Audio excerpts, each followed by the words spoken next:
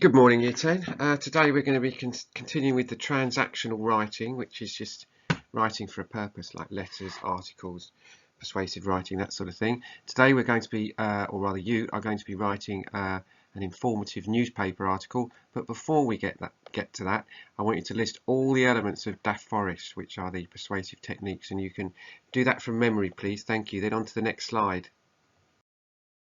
Our learning objective today is to analyse and then write an informative newspaper article. So we're going to look up an article and then we're going to write one.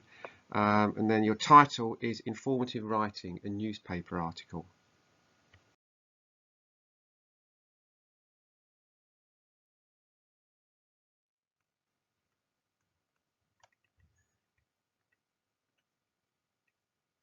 Okay, there's been a disaster.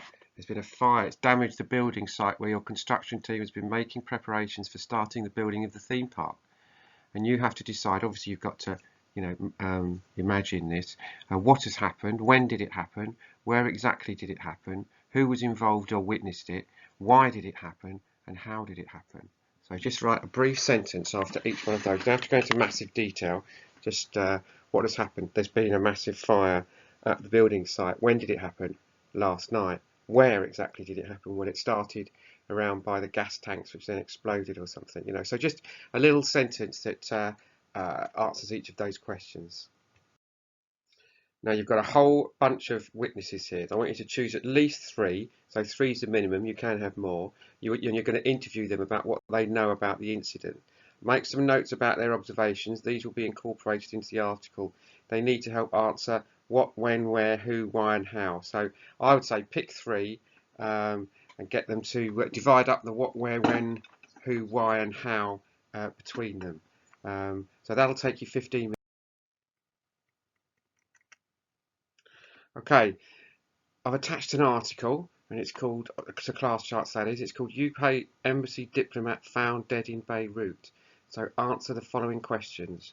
What has happened? When did it happen? Where exactly did it happen? Who was involved or witnessed it?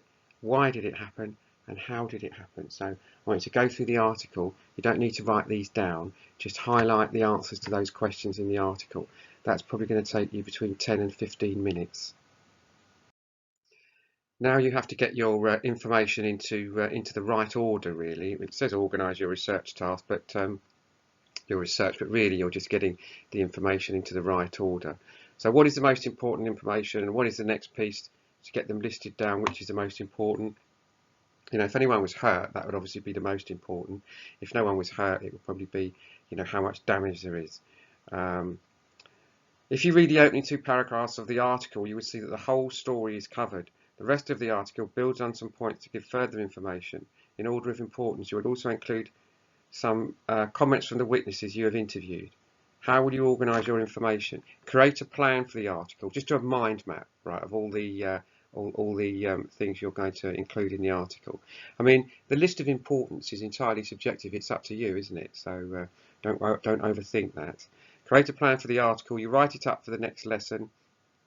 Up in the next lesson, rather. Sorry. Remember to answer what, when, where, who, why, and how in the article. Where will you include your witness comments? Spread them through the article. Okay. Keep it simple. Right. Pick three people. They need to answer those who, where, what, when, why questions. And you put the information in what you consider to be the most important order. Now you need to come up with a headline. I don't need to read all that out for you. It's fairly straightforward. So this is a fairly serious business, so you probably don't want anything too hilarious. In fact, you don't want it to be hilarious at all. We want it to be quite somber. Property's been damaged, possibly people have been hurt. So come up with a headline, and that's it for today, Year 10. And we'll be writing this up next time. Next time we do transactional writing, that is. So thank you very much, and I'll speak to you tomorrow.